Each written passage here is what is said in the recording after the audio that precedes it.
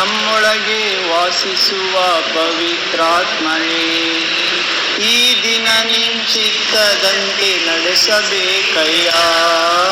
ನಮ್ಮೊಳಗೆ ವಾಸಿಸುವ ಪವಿತ್ರಾತ್ಮನೇ, ಈ ದಿನ ನಿನ್ ಚಿತ್ತದಂತೆ ನಡೆಸಬೇಕಯ್ಯ. ಪವಿತ್ರಾತ್ಮನೇ, ಪವಿತ್ರಾತ್ಮನೇ, ಪರಿಶುದ್ಧ ದೇವರಾತ್ಮನೇ, ಪವಿತ್ರಾತ್ಮನೇ, ಪವಿತ್ರಾತ್ಮನೇ, ಪರಿಶುದ್ಧ ದೇವರಾತ್ಮನೇ, ನಮ್ಮೊಳಗೆ ವಾಸಿಸುವ ಪವಿತ್ರಾತ್ಮನೇ, ಈ ದಿನ ನಿನ್ ಚಿತ್ತದಂತೆ ನಡೆಸಬೇಕಯ್ಯ. ಹೇಗೆ ನಾನು ಪ್ರಾರ್ಥಿಸಲಿ ಏನೆಂದು ಪ್ರಾರ್ಥಿಸಲಿ ಕಲಿಸಿಕೊಡಿ ಪವಿತ್ರಾತ್ಮನೇ. ಹೇಗೆ ನಾನು ಪ್ರಾರ್ಥಿಸಲಿ ಏನೆಂದು ಪ್ರಾರ್ಥಿಸಲಿ ಕಲಿಸಿಕೊಡಿ ಪವಿತ್ರಾತ್ಮನೇ. ವೇದ ವಚನ ಅರಿತುಕೊಂಡು ಗೂಢಾರ್ಥ ತಿಳಿಯಲು ಬೆಳಕನ್ನು ನೀಡಿ ಆತ್ಮನೇ. ವೇದ ವಚನ ಅರಿತುಕೊಂಡು ಗೂಢಾರ್ಥ ತಿಳಿಯಲು ಬೆಳಕನ್ನು ನೀಡಿ ಆತ್ಮನೇ.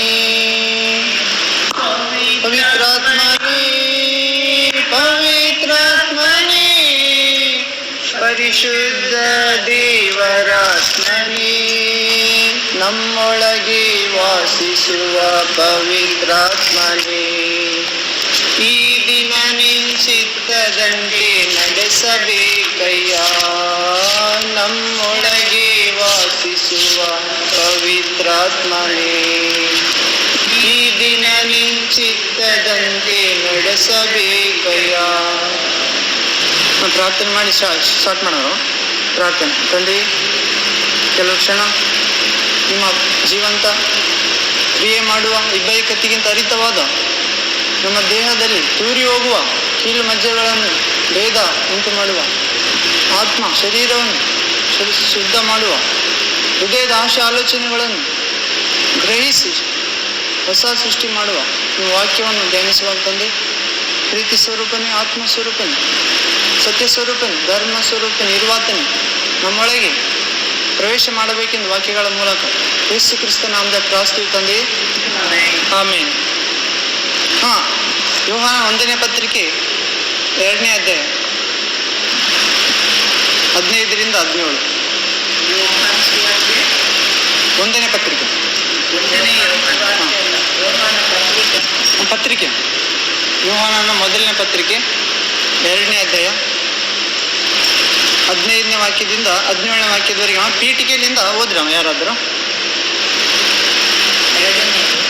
2ನೇ. ದೇವರನ್ನು ಪ್ರೀತಿಸುವವರು ಲೋಕವನ್ನು ಪ್ರೀತಿಸಬಾರದು. ಇದರದ್ದು ಪೀಠಿಕೆ. ದೇವರನ್ನು ಪ್ರೀತಿಸುವವರು ಲೋಕವನ್ನು ಪ್ರೀತಿಸಬಾರದು. ಲೋಕವನ್ನಾಗಲಿ ಲೋಕದಲ್ಲಿರುವವುಗಳನ್ನಾಗಲಿ ಪ್ರೀತಿಸಬೇಡಿರಿ. ಯಾವನಾದರೂ ಲೋಕವನ್ನು ಪ್ರೀತಿಸಿದರೆ ತಂದೆಯ ಮೇಲಣ ಪ್ರೀತಿಯು ಅವನಲ್ಲಿಲ್ಲ. ಲೋಕದಲ್ಲಿರುವ ಶರೀರದ ಆಶೆ, ಕಣ್ಣಿನ ಆಶೆ, ಬದುಕು ಬಾಳಿನ ಡಂಬ, ಈ ಮೊದಲಾದವುಗಳೆಲ್ಲವೂ ತಂದೆಯಿಂದ ಹುಟ್ಟದೆ ಲೋಕದಿಂದಲೇ ಹುಟ್ಟಿದವುಗಳಾಗಿವೆ. ಲೋಕವು ಅದರ ಆಶೆಯು ಗತಿಸಿ ಹೋಗುತ್ತವೆ. ಆದರೆ ದೇವರ ಚಿತ್ತವನ್ನು ನೆರವೇರಿಸುವವರು ಎಂದೆಂದಿಗೂ ಇರುವರು. ಇಲ್ಲಿ ಯೋಹಾನ ಯೇಸು ಕ್ರಿಸ್ತನ ಆಪ್ತ ಶಿಷ್ಯಮ. ಎಲ್ಲ ಶಿಷ್ಯರು ಶಿಲ್ವೆಯಲ್ಲಿ ಓಡಿ ಹೋದ್ರವ, ಒಬ್ಬತ್ತೆ ಮಾತ್ರ ಆತ ಮತ್ತೆ GS ಏನಂದಿರ್ತಾನ ಮತ್ತೀಗ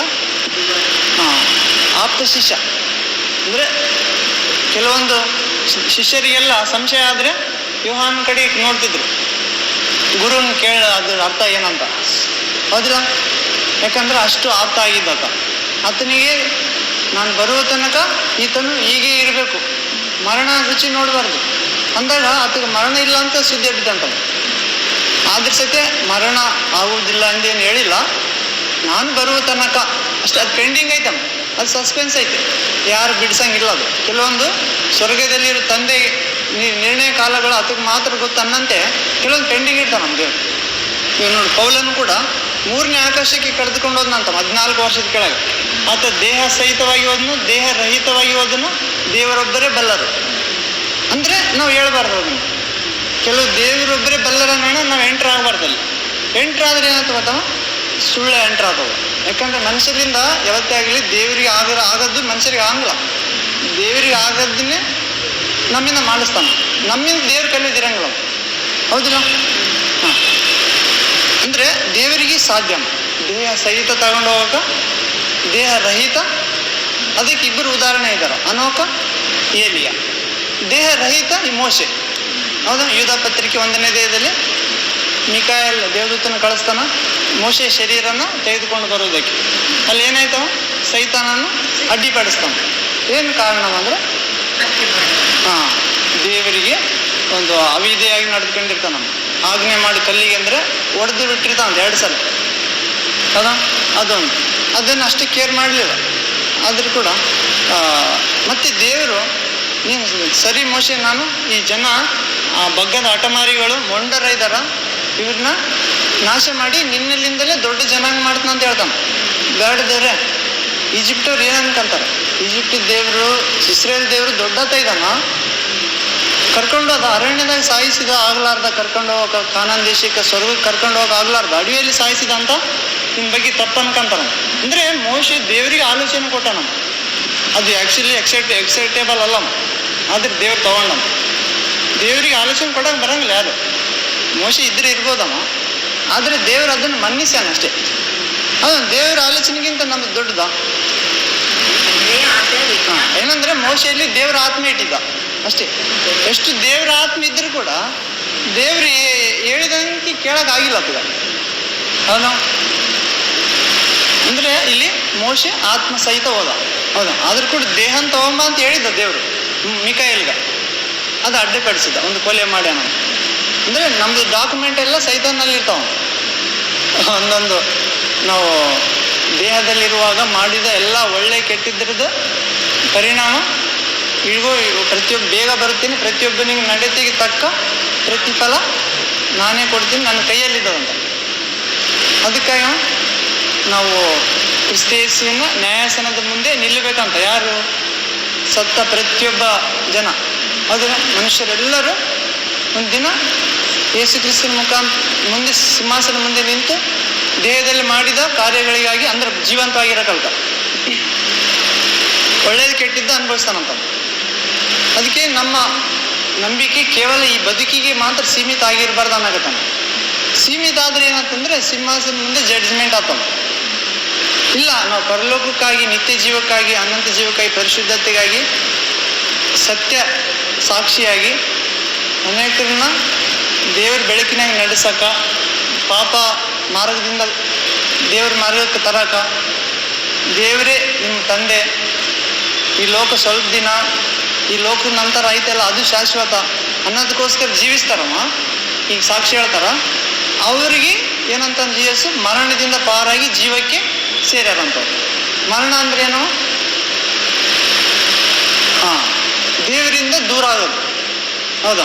ಮರಣ ಅಂದ್ರೆ ಏನು ಗೊತ್ತಲ್ಲ, ದೇವರಿಂದ ದೂರ ಆಗೋದು. ದೇವ್ರು ಇರ್ಲಾರ ಸ್ಥಳ ಒಂದೇ ಅಂತ, ನರಕ ಅಂತ. ದೇವ್ರ ಕಣ್ಣಿಗೆ ಪಾತಾಳ ಸತಿ ಬಟ್ಟ ಬಯಲಂತ, ಆದ್ರೆ ಅಲ್ಲಿ ಇರಂಗಿಲ್ಲ. ಅದನ್ನ ಪ್ರಸನ್ನತೆ ಅಲ್ಲಿರೋದಿಲ್ಲ. ಅದನ್ನ ಪ್ರಸನ್ನತೆ ಇಲ್ಲಿ ಮಾತ್ರ, ಭೂಮಿ ಮೇಲೆ ಮಾತ್ರ ಅವಕಾಶ. ಬದುಕಿದ್ದಾಗಲೇ ನಮ್ಮನ್ನು ನಾವು ಪಶ್ಚಾತ್ತಾಪಟ್ಟು ಕತ್ತಲೆಯಿಂದ, ಅಜ್ಞಾನದಿಂದ, ಅಸತ್ಯದಿಂದ, ಪಾಪದಿಂದ, ದುಃಖ, ಗೋಳಾಟ, ಚಿಂತೆ, ದೇವರಿಗೆ ವಾಕ್ಯ ಪ್ರಕಾರ ಏನೇನಿಲ್ಲ ಅವೆಲ್ಲ ಪರೀಕ್ಷಿಸಿ ತಿಳ್ಕೊಬೇಕಂತ. ಇದಂತ ದೊಡ್ಡ ಕೆಲಸ. ನಾವು ಇದು ಬಿಟ್ಟು ದೊಡ್ಡ ಕೆಲಸ ಮಾಡಾಕತ್ತೀವಿ ಭಾಳ ಸಾರಿ. ಹೌದಿಲ್ಲ? ಯಾಕಂದ್ರೆ ಆಯುಸ್ಸು ಸಣ್ಣದಾಯ್ತು ಅಂತ ಹೇಳ್ತಾನೆ ದೇವ್ರು. ಹೌದು, ನಿಮ್ಮ ಆಯುಸ್ಸು ಎಷ್ಟಿರೋದು ನೀವು ಹೀಗೆ ಕಂಡು ಹಾಗೆ ಕಾಣದೆ ಹೋಗುವ ಹೊಗೆಯಂತೆ. ಆದ್ದರಿಂದ ದೇವರ ಚಿತ್ತ ಆದರೆ ನಾವು ಬದುಕಿದ್ದು ಇಂಥ ಒಂದು ದಿನ ಇಂಥ ಒಂದು ಪಟ್ಟಣಕ್ಕೆ ಹೋಗಿ ಇಷ್ಟು ವ್ಯಾಪಾರ ಮಾಡಿ ಇಷ್ಟು ಸಂಪಾದಿಸ್ತೇವೆ ಅಂದುಕೊಂಡ್ರೆ ಮಾತ್ರ ದೇವ್ರ ಚಿತ್ತ ಅಂತ. ಇಲ್ದಿದ್ರೆ ನೀವು ಸುಳ್ಳಾಡಿ ಹೊಗಳ್ಕೊಳ್ತೀರಿ ಅಂತ ಜ್ಞಾನ ದೇವರದಲ್ಲ ಅಂತ. ಅದರಿಂದ ದೇವರ ಚಿತ್ತ ಏನೆಂದು ವಿಚಾರಿಸಿ ತಿಳಿದುಕೊಳ್ಬೇಕಂತ. ನಾವು ರೋಮಾಪತ್ರಿಕೆ 12ನೇ ಅಧ್ಯಾಯ 2ನೇ ವಾಕ್ಯದಲ್ಲಿ ಇದೆ ನೋಡಂದ್ರು. ರೋಮಾಪತ್ರಿಕೆ ನಾವು ಹಾಕಿ ಗೊತ್ತಾವ ಇವೆಲ್ಲ ಜಸ್ಟ್ ಮೆಲ್ಕ್ ಹಾಕೋದು. ರೋಮಾಪತ್ರಿಕೆ 12ನೇ ಅಧ್ಯಾಯ 2ನೇ ವಾಕ್ಯ.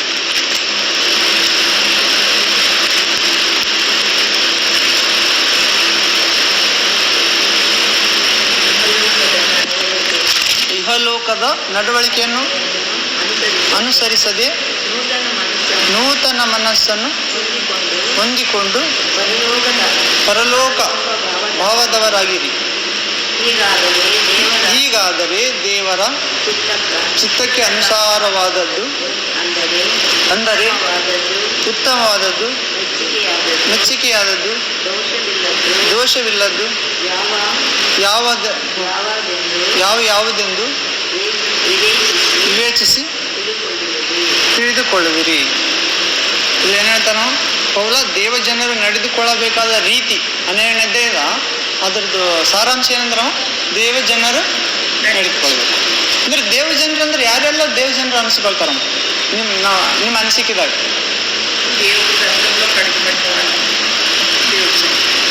ದೇವರನ್ನು ಪ್ರೀತಿಸೋರು ಯೇಸು ಅಂತಾನೋ, ನನ್ನನ್ನು ಪ್ರೀತಿಸೋರು ನನ್ನ ಆಜ್ಞೆಗಳನ್ನು ಆಗ ತಂದೆಯನ್ನು ಬೇಡಿಕೊಳ್ತೀನಿ, ತಂದೆ ಅವರಿಗೆ ಬೇರೊಬ್ಬ ಸಹಾಯಕನ ಆ ಸಹಾಯಕನ ಈ ಲೋಕ ಬರಮಾಡಿಕೊಳ್ಳಂಗಿಲ್ಲ ಅಂತ. ಲೋಕ ಅಂದ್ರೆ ಏನು? ನಾವು ಅಲ್ಲಿ ನೋಡಿದ್ವಿ, ಲೋಕವು ಅದರ ಆಸೆಯು ಗತಿಸಿ ಹೋಗುತ್ತೆ, ದೇವರ ಚಿತ್ತ ನೆರವೇರಿಸೋನು ಸದಾಕಾಲ ಜೀವಿಸ್ತಾನೆ.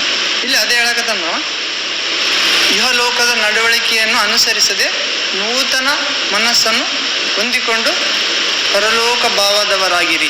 ಅಂದ್ರೆ ನಾವು ದೇವಜನರು ನಡೆದುಕೊಳ್ಳುವ ರೀತಿ ಬಗ್ಗೆ ನೋಡಿದ್ವಲ್ಲ. ದೇವಜನ 12ನೇ ಅಧ್ಯಾಯ ಪೀಠಿಕೆ ಐತೆ. ದೇವಜನರು ನಡೆದುಕೊಳ್ಳುವ ರೀತಿ ಅಂದ್ರೆ ದೇವಜನರು ಹೆಂಗೆ ನಡೆದುಕೊಳ್ತಾರಂತ? ಯೇಸುವನ್ನು ಪ್ರೀತಿಸ್ತಾರ, ಆತನ ಆಜ್ಞೆಗಳ ಕೈಗೊಂಡು ನಡೆಯೋ ಕಡೆಗೆ ಪ್ರಯಾಣ ಮಾಡ್ತಾರ. ಆಗ ಯೇಸು ಪ್ರಭು ತಂದೆಯಲ್ಲಿ ಬೇಡಿ ಪರಿಶುದ್ಧಾತ್ಮ ಕಳಿಸ್ಕೊಡ್ತಾನೆ. ಆ ಪರಿಶುದ್ಧಾತ್ಮನ ನಮ್ಮ ಜೊತೆ ಸದಾಕಾಲ ಇರಲು 14ನೇ ಅಧ್ಯಾಯ ಯೋಹಾನ ಸುವಾರ್ತೆ. ಸದಾಕಾಲ ಇರುವುದಕ್ಕೆ ನಮ್ಮ ಜೊತೆ ಸದಾಕಾಲ ಇರೋರು ಯಾರಮ್ಮ? ಪರಿಶುದ್ಧಾತ್ಮ. ಪರಿಶುದ್ಧಾತ್ಮ ಆತ ನಮ್ಮನ್ನ ಏನ್ ಮಾಡ್ತಾನ ಅಂತ ಸಂತೈಸ್ತಾನ. ಪಾಪ, ನ್ಯಾಯ, ನೀತಿ, ಅಂತಿಮ ತೀರ್ಪು ಇವುಗಳ ಕುರಿತು ಲೋಕಕ್ಕೆ ಗೊತ್ತಿಲ್ಲ ಅಂತ ನಮಗ ತಿಳುವಳಿಕೆ ನೀಡ್ತಾನಂತ. ಪಾಪ ಎಂಬುದು ಕಠಿಣ ಆದದ್ದು, ದೇವ್ರ ಸನ್ನಿಧಿಯಿಂದ ದೂರ ಮಾಡ್ತಾವ, ದೇವರಿಂದ ದೂರ ಮಾಡಿ ನರಕಕ್ಕೆ ತಗೊಂಡೋಗ್ತಾನ. ಒಂದೇ ಸ್ಥಳ ದೇವ್ರ ಇರ್ಲಾರ ಸ್ಥಳ ನರಕ. ಅಲ್ಲಿ ನಾವು ಐಶ್ವರ್ಯವಂತ ನರಕಕ್ಕೆ ಹೋದ್ನಲ್ಲಮ್ಮ, ದಿನ ಐಶ್ವರ್ಯ ಊಟ ಮಾಡಿ ಬಟ್ಟೆ ಅನುಭವಿಸಿ ಲಾಜಾರ ಪರಲೋಕಕ್ಕೆ ಹೋದ, ಪರದೇಶಕ್ಕ.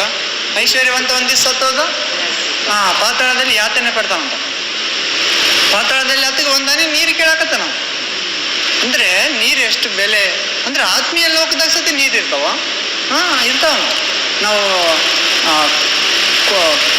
ಇಬ್ರಿಯ ಗ್ರಂಥ 11ನೇ ಅಧ್ಯಾಯದಾಗ ನೋಡ್ತೀವಮ್ಮ. ಅಲ್ಲಿ ಗೋಚರವಾದಗಳೆಲ್ಲವೂ ಅಗೋಚರವಾದವುಗಳಿಂದ ನಿರ್ಮಿತ ಆದಂತ. ಅಂದ್ರೆ ಆತ್ಮಿಕ ಲೋಕದಾಗ ಐತಲ್ಲ ಅದೇ ನಿಜವಾದಂತ.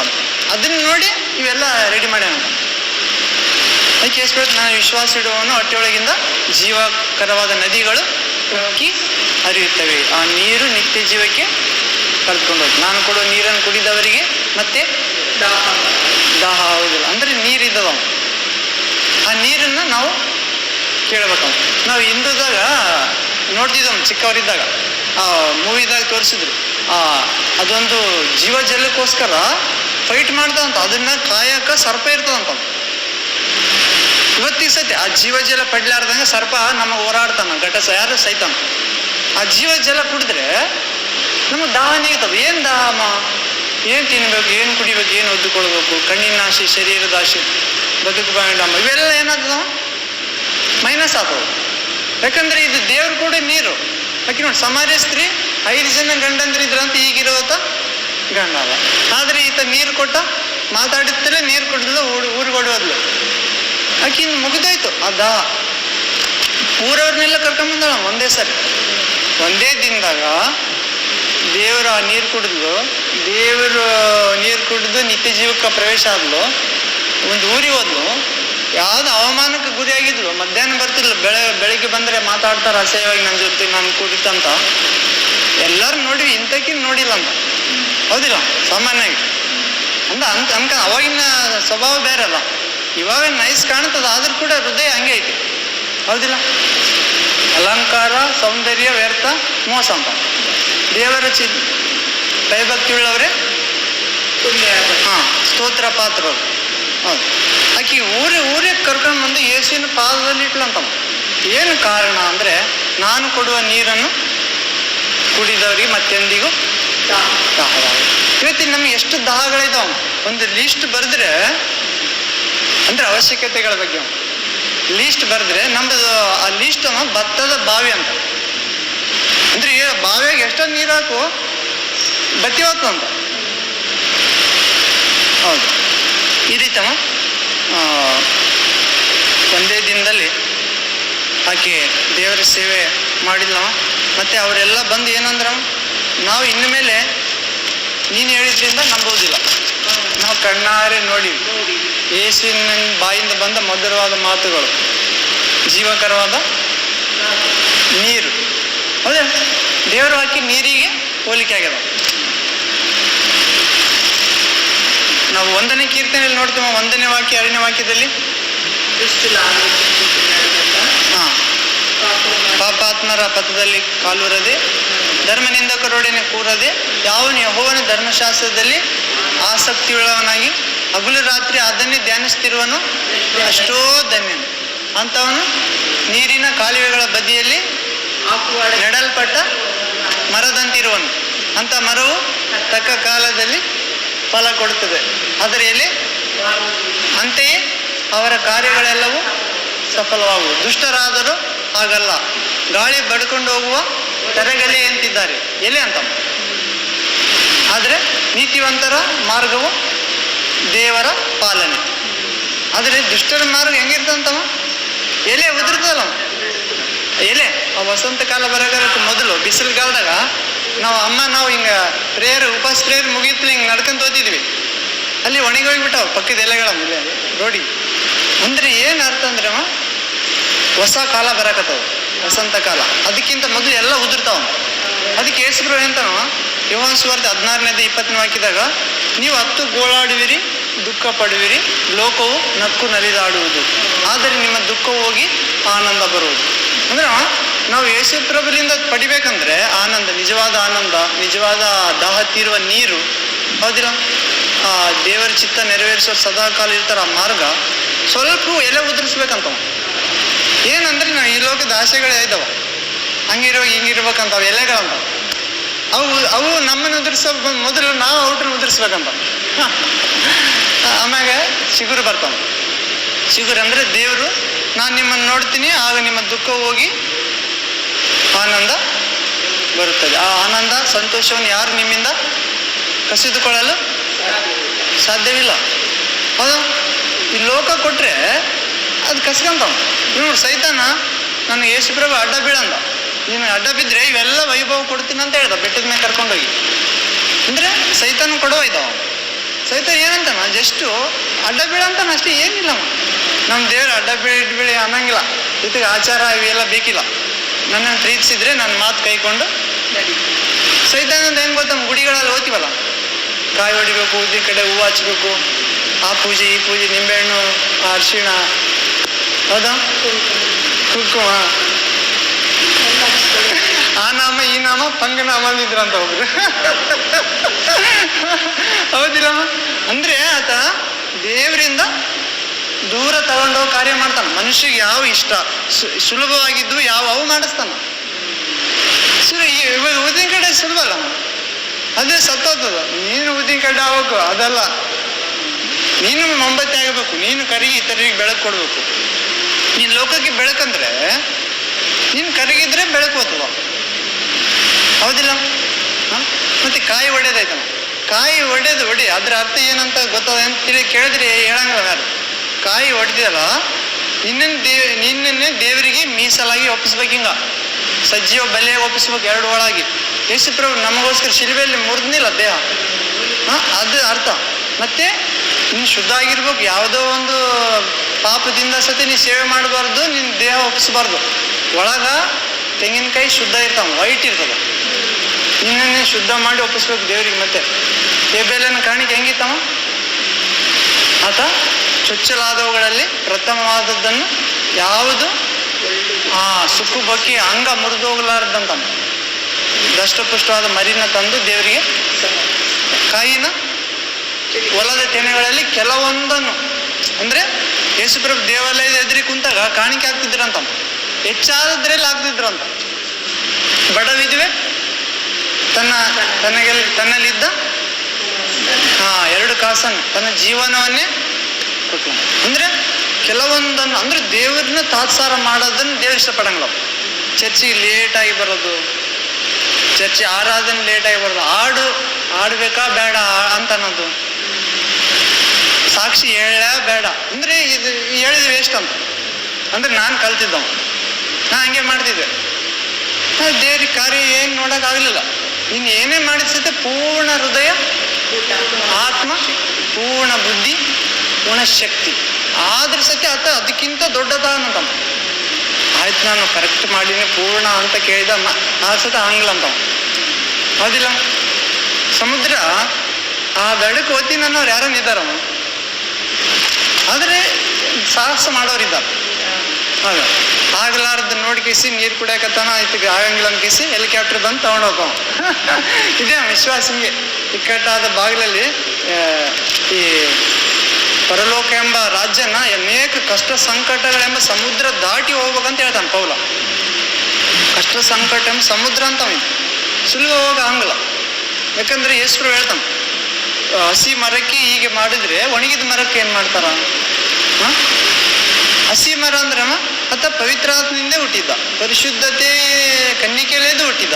ಇದು ಪಾಪದಲ್ಲಿ ಹುಟ್ಟಿದವರು, ಒಣಗಿದವರು, ಪವಿತ್ರಾತ್ಮ ಪಡೆದ್ರ ಸತಿ ಇನ್ನು ಲೋಕಾಶೆಗಳಿಗೆ ಓಡಾಡ್ತೀವಿ. ಇನ್ನು ಅವ್ರ ಗತಿ ಏನಂತ ಹೇಳಕತ್ತಾನ, ಅರ್ಥ ಆಕತ್ತಾರ. ಇದು ಇವಾಗ ದೇವ್ರು ಹೇಳವನು ಕೆಲವೊಂದು ಇದೇ ರೀತಿಯವ. ನಾವು ಅಲ್ಲಿ ಕಾಯಿ ಆಗ್ಲಮ್ಮ ಆ ವೈಟ್ ತರ ಇರ್ಬೇಕು, ಮತ್ತೆ ಊದಿನ ಕಡ್ಡಿ ಆದ ಸತಿ ಸುಗಂಧ ಆಗಿರ್ಬೇಕು ದೇವರಿಗೆ. ನಿನ್ನ ಮಾತುಗಳು, ಯೋಚನೆ, ನಿನ್ನ ಕೆಲಸ ದೇವರಿಗೆ ಮೆಚ್ಚುಗೆಯಾಗಿ ಮೀಸಲಾಗಿ, ಅಂದ್ರೆ ನಮ್ಮನ್ನು ನಾವು ಏನ್ ಮಾಡ್ಕೊಂತ ದೇವಜನ ನಡೆದುಕೊಳ್ಬೇಕು ರೀತಿ ಮೆಚ್ಚಿಗೆ, ನಾವು ದೇವರಿಗೆ ಮೆಚ್ಚುಗೆ ಆದವರು ಅಂತ ಮೈಂಡ್ ಆಗಿರ್ಬೇಕಂತ. ಯಾರು ಅವ್ರು ಮೆಚ್ಚಿಲ್ಲ, ನನ್ನ ಆತ ಮೆಚ್ಚಿಲ್ಲ, ಆಕೆ ಮೆಚ್ಚಿಲ್ಲ, ಪಾಸ್ಟ್ ಮೆಚ್ಚಿಲ್ಲ ಅಂತ ಬೇಜಾರು ಪಡಬಾರ್ದು. ದೇವ್ರು ಮೆಚ್ಚನಿಲ್ಲ, ಇವ್ರು ಮೆಚ್ಚಿದ್ರು ಕೂಡ ನಾವು ಓಕೆ ಅನ್ಬಾರ್ದು. ಅದಕ್ಕೆ ಯೇಸುಪ್ರಭು ಬಗ್ಗೆ ಅನೇಕರು ಹೊಗಳ್ತಿದ್ರಂತ. ನೀನು ನಡೆದ ತಾಯಿ ಎಷ್ಟು ಧನ್ಯಳು, ಮತ್ತೆ ನೀನು ಹಾಲು ಕುಡಿಸಿದ ಎಷ್ಟು ಧನ್ಯರು, ಆಗ ಅನ್ಬೇಡ ಅಂತ. ದೇವರ ಮಾತನ್ನು ಕೇಳಿ ಅದರಂತೆ ನಡೆಯುವವರು ಭಾಗ್ಯವಂತರಂತ. ಹೌದಿಲ್ಲ? ಅಂದ್ರೆ ದೇವ್ರ ಮಾತು ದೇವರಾಗ್ಯನಂತ. ಅರ್ಥ ಆಯ್ತ? ಸ್ವರ ಅದಲ್ಲವ, ಅದು ದೇವರದು. ದೇವರ ವಾಕ್ಯ ಆದಿಯಲ್ಲಿ ವಾಕ್ಯ, ಆ ವಾಕ್ಯ ದೇವರ ವಾಕ್ಯ, ಆ ವಾಕ್ಯದ ಮುಖಾಂತರ ಸಮಸ್ತ ಉಂಟು. ಆ ವಾಕ್ಯವಿಲ್ಲದೆ ಒಂದು ಉಂಟಾಗ. ಅದಕ್ಕೆ ನಾವು ದೇವರಿಗೆ ಮೀಸಲಾದವರಂತ ಮೈಂಡ್ದಾಗ ಇಟ್ಟಿಬೇಕಂತಲ್ಲ, ದೇವರಿಗೆ ಮೆಚ್ಚುಗೆ ಆದವ್ರು. ಮತ್ತೆ ಯಾರು ನಿನ್ನ ಮೆಚ್ಚವಲ್ಲ ಅಂದ್ರೂ ಕೂಡ ದೇವರಿಗೆ ಮೆಚ್ಚಗತ್ತನೇ ಇಲ್ಲ. ಮನುಷ್ಯರ ಹೃದಯಗಳು ಯೇಸುವಿಗೆ ತೆರೆದ ಬಾಗಿಲು ಅಂತ ಇದ್ವಂತ. ಅವರ ಮಾತುಗಳಿಗೆ ಆತ ಮೋಸ ಹೋಗ್ಲಿಲ್ಲ ಅಂತ. ಜೀಸಸ್ ನೀನು ಭಾಳ ಬೆಸ್ಟಪ್ಪ ಅಂತ ಅಂತಿದ್ರಂತ ಅವಾಗ. ಆದ್ರೆ ಆತ ಮಾತಾಡ್ಲಿಲ್ಲ. ಕಾರಣ ಅವ್ರ ಹೃದಯ ಅವ್ರಿಗೆ ಗೊತ್ತು, ಇವರು ಬರೀ ನನಗೆ ಅದ್ಭುತಗಳಿಗೆ ಹಿಂಬಾಲಿಸ್ತಾರ, ರೋಗ ಗುಣಕ್ಕೆ ಹಿಂಬಾಲಿಸ್ತಾರ, ಕುಟುಂಬ ಸಮಸ್ಯೆಗೆ ಪರಿಹಾರಕ್ಕೆ ಹಿಂಬಾಲಿಸ್ತಾರ, ನನ್ನ ಶಿಲುಬೆ ಹೊತ್ತುಕೊಂಡು ಈ ಬರಕತ್ತಾರ. ಹೌದಿಲ್ಲ? ನರಕ ಬಿಟ್ಟು ಪರಲೋಕ ಮಾರ್ಗದಲ್ಲಿ ನಡಿಬೇಕು, ಅದು ಬರಕತ್ತಾರ. ನನ್ನ ಹೆಸರಿನಲ್ಲಿ ಕೆಲವು ಸಂಕಟ ಅನುಭವಿಸ್ಬೇಕು. ಹೌದಾ? ಕ್ರಿಸ್ತ ಯೇಸುವಿನ ಅನುಯಾಯಿಯಾಗಿ ಬಾಳುವವರು ಹಿಂಸೆ ಅನುಭವಿಸ್ತಾರಂತ. ಹಿಂಸೆ ಅಂದ್ರೆ ಏನಂದ್ರೆ ನಾವು ಕೆಲವೊಂದು ಸತ್ಯ ಹೇಳ್ಬೇಕು, ಅಲ್ಲಿ ಹಿಂಸೆ ಆಗ್ತವ. ನೀವು ಸತ್ಯ ಹರಿಶ್ಚಂದ್ರ ಮಗ ಏನಂತಾರ, ಸತ್ಯ ಹರಿಶ್ಚಂದ್ರ ನಮ್ಮ ಸತ್ಯ ಇಲ್ಲ ಅನ್ಬೇಕು ಅಂತ. ಅವರು ಸುಳ್ಳು ಹೇಳಿದವರು. ಮತ್ತೆ ಪ್ರೀತಿ ಮಾಡೋದಿರ್ತಾವ. ನೀನು ರೋಡಿಗೆ ಹೋಗೋರ್ನೆಲ್ಲ ನೀನು ಇಂದ ನಿನ್ನ ಅದ್ರಾಗ ಊಟ ಕೊಟ್ಕೊಂತಂದ್ರೆ ನೀನೇನು ಭಿಕ್ಷೆ ಬೇಡ್ತಿದ್ದೆ ಅಂದ್ರೆ ದೇವ್ರದ್ದು ಸ್ವಭಾವ ಈ ಲೋಕದವ್ರಿಗೆ ಇಷ್ಟಪಡಂಗಿಲ್ಲ. ದೇವ್ರ ಸತ್ಯ ಈ ಲೋಕ ಇಷ್ಟಪಡಂಗಿಲ್ಲ. ಯಾಕಂದ್ರೆ ಲೋಕ ಕತ್ತಲಲ್ಲೇ ಐತ, ಹೌದಿಲ್ಲ? ಆದ್ರೆ ಯೇಸು ಪ್ರಭು ನಾನು ಲೋಕಕ್ಕೆ ಬೆಳಕು ಈ ಲೋಕಕ್ಕೆ ಯಾವಾಗ ಬಂತವ? 2000 ವರ್ಷಗಳ ಕೆಳಗೆ. ಆದರೂ ಮನುಷ್ಯರ ಕ್ರಿಯೆಗಳು ಕೆಟ್ಟವುಗಳಾಗಿರುವುದರಿಂದ ಬೆಳಕಿಗಿಂತ ಹೆಚ್ಚಾಗಿ ಕತ್ತಲೆಯನ್ನೇ ಅಂದ್ರೆ ಯೇಸುವನ್ನು ಇಷ್ಟಪಡಲಾರ್ದವರು ಕತ್ತಲೆಯಲ್ಲಿ ಅವ್ರು ಎಷ್ಟು ಮಹಾತ್ಮರಾಗಿದ್ರು ಸತೆ ಎನ್ನಿಸಿಕೊಳ್ಳುವ ಮೋಸದಲ್ಲಿ ಇದ್ದಾರೆ. ಒಳ್ಳೇದಂತ ಕಾಣ್ತಾ ಅಂತ ಬೇರೆ ದೇವತೆಗಳು ಅವ್ರದ್ದು ಬೋಧನೆಗಳು ಎಲ್ಲ ಸರಿ ಕಾಣ್ತಾವ. ಕಾಯಕವೇ ಕೈಲಾಸ, ಹೌದಿಲ್ಲ? ಈಗ ದುಡಿಯಲು ಅಲ್ಲೇ ತಿನ್ನಬಾರ್ದು, ಇವೆಲ್ಲ ಚೆನ್ನಾಗಿ ಕಾಣ್ತಾವ, ಹೌದಿಲ್ಲ? ನಿನ್ನಂತೀನಿ ನೆರೆಯವರಂತೀವಿ ಅಂದ್ರೆ ಲೋಕದ್ದು ನಾಣ್ಣುಡಿ ಬೇಸ್ ಕಾಣ್ತಾವ. ಆದರೆ ಪರಲೋಕ ತಗೊಂಡೋಂಗ, ಹೌದಾ? ನಿಜವಾದ ಜ್ಞಾನ ಎಲ್ಲಿಂದ ಬರ್ತಾ ಅಂತ ಹೇಳೋಣ. ಯಾಕೋ ಪತ್ರಿಕೆ 4ನೇ ಅಧ್ಯಾಯದಾಗ ನಿಜವಾದ ಜ್ಞಾನದ ಲಕ್ಷಣಗಳು ಯಾವಂದ್ರಮ್ಮ ಶಾಂತ ಗುಣ ಅಂತ. ನಿಮ್ಮಲ್ಲಿ ಜ್ಞಾನಿ ಬುದ್ಧಿವಂತನ ಯಾರಾದ್ರೂ ಇದ್ರೆ ತನ್ನ ಶಾಂತ ಗುಣದಿಂದ ಅದರ ಲಕ್ಷಣ ತೋರಿಸ್ಬೇಕಂತ ಹೇಳೋಣ. ಆದರೆ ನಿಮ್ಮಲ್ಲಿ ಮತ್ಸರ, ಹೊಟ್ಟೆ ಕಿಚ್ಚು, ಭಿನ್ನಮತ, ಭೇದ, ಚಾಡಿ ಹೇಳೋದು, ಇನ್ನೊಬ್ಬರನ್ನ ಕೆಳಗೆ ಕಾಣೋದು, ಇವೆಲ್ಲ ಇರುವಾಗ ನೀವು ಸುಳ್ಳಾಗಿ ಹೊಗಳಿಕೊಳ್ಳಕತ್ತೀರಿ. ಏನಂತ? ನನ್ನಲ್ಲಿ ಜ್ಞಾನ ಇದ್ದಾದಂತ. ಆದರೆ ಜ್ಞಾನ ಅದಲ್ಲ. ಜ್ಞಾನ ಮೇಲಿಂದ ಬರ್ತಂತ. ಎಲ್ಲ ಬೆಳಕಿಗೂ ಮೂಲ ಕಾರಣನಾದ ತಂದೆಯಾದ ದೇವರಿಂದ ಬರ್ತದೆ. ಆ ಜ್ಞಾನದಲ್ಲಿ ಏನಿಲ್ಲ, ಚಂಚಲತೆ ಇಲ್ಲ, ಭಿನ್ನ ಭೇದ ಭಾವ ಮಾಡಂಗಿಲ್ಲ. ಅದು ಪಾಪಿಗಳನ್ನ ಪರಿಶುದ್ಧರ ನೀತಿವಂತರ ಅನಿಸ್ಕೊಳ್ಳೋರ ಸತೆ ಒಂದೇ ರೀತಿ ನೋಡ್ತಾವ. ಅದು ಮೊದಲನೇದಾಗಿ ಸಮಾಧಾನವಾದ್ದು, ಪರಿಶುದ್ಧವಾದದ್ದು, ವಿನಯವುಳ್ಳದ್ದು, ದಯೆ ದಾಕ್ಷಿಣ್ಯ ಇಂದ ತುಂಬ್ಯದಂತ. ಇನ್ನೊಂದು ವಾಕ್ಯ ನೋಡಿದ್ರ, ಇದು ರೋಮಪತ್ರಿಕೆದಾಗ ನೋಡಿದ ಇದೇ ದೇವಜನ ನಡೆದುಕೊಳ್ಳಬೇಕ ರೀತಿ ನಿಮ್ಮನ್ನು ನೀವು ಮೀಸಲಾಗ ಜನರು, ಮೆಚ್ಚುಗೆಯಾದ ಜನರು, ಸಜೀವ ಬಲಿಯಾದ ಜನರು. ನಾವು ಯೇಸುವಿನ ವಿಶ್ವಾಸದಾಗ ಏನಾದ್ವಿ ಅಂತವ? ಕೊಲಸ್ಸೆ ಪತ್ರಿಕೆ 3ನೇ ಅಧ್ಯಾಯ 1ನೇ ವಾಕ್ಯ. ಕೊಲಸ್ಸೆ 3ನೇ ಅಧ್ಯಾಯ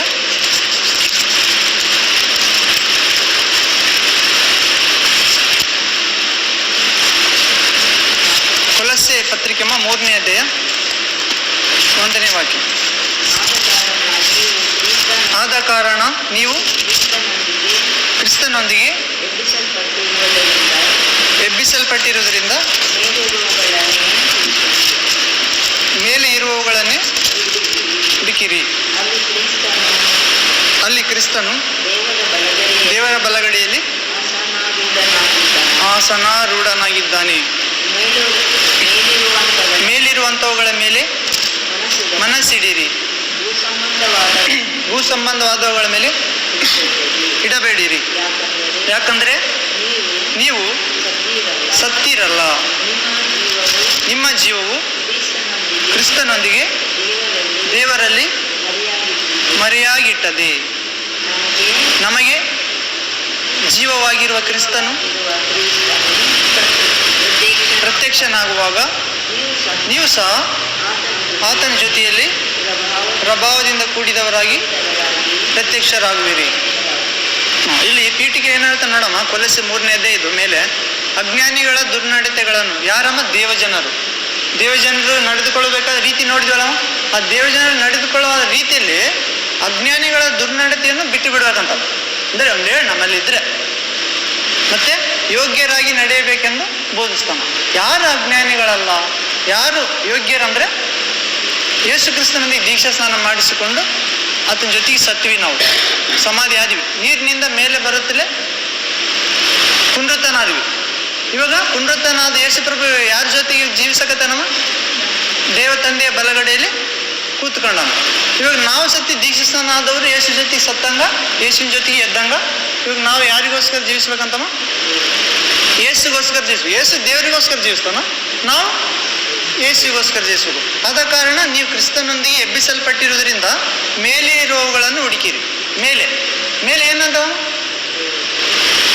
ಮೇಲೆ ಏನಿದು? ಪ್ರಶ್ನೆ ಹಂಗೆ ಅಷ್ಟೇನಿಲ್ಲ. ಮೇಲೆ